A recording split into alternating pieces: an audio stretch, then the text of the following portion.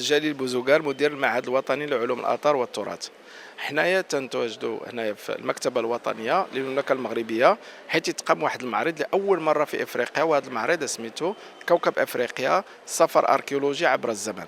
بمعنى هذا المعرض كيعرض اخر الاكتشافات واخر النتائج ديال الابحاث الاركيولوجيه اللي كاينه اللي تجرات في افريقيا، وهي كتمثل واحد التنوع وواحد الغنى ديال القاره ديالنا فيما يخص هذا التراث الاركيولوجي او التراث المادي.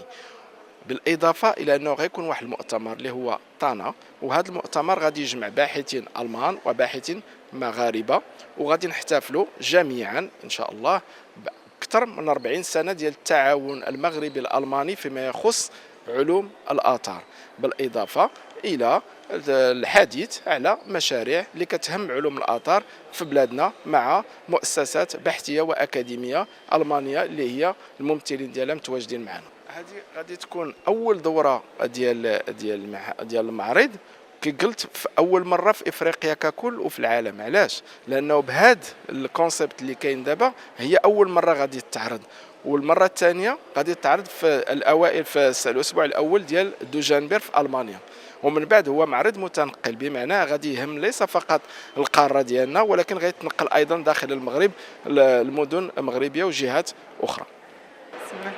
هدى ودوش، أستاذة محاضرة في المعهد الوطني لعلوم الآثار والتراث.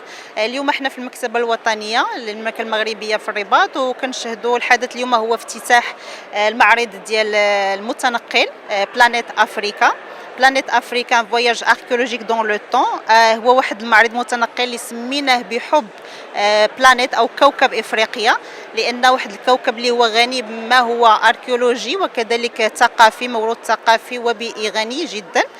فاليوم هذا المعرض كيقدم هاد نتائج الحفريات الاثريه والابحاث اللي درنا منذ سنين، اكثر من 30 سنه مع لي كوليغ ديالنا الالمان، الزملاء الالمان، واليوم قدمناهم في هذه الصيغه اللي باش نقربوهم من المواطنين. يعني الباحث الاثر ما كيشتغلش غير بوحده، وانما النتاج ديال الشغل ديالو ديال العمل ديالو كيحاول يقدمه بواحد الطريقه اللي هي مبسطه اكسيسيبل مفهومه باش تمشي لعموم الناس. وباش تمشي لعموم الناس اليوم احنا عندنا الشرف بانه اول مره غيتفتتح في المغرب.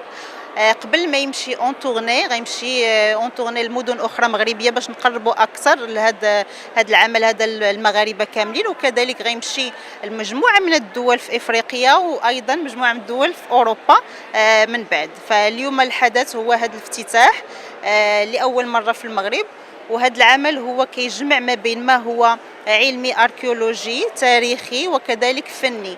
فعندنا مجموعة ديال الفنانة اللي هما منهم فنانة مغاربة اللي كيديروا ستريت ارت شاركوا في هذا العمل، وعندنا مجموعة من لي زيلوستراسيون اللي غنشوفوهم على لي بوكس.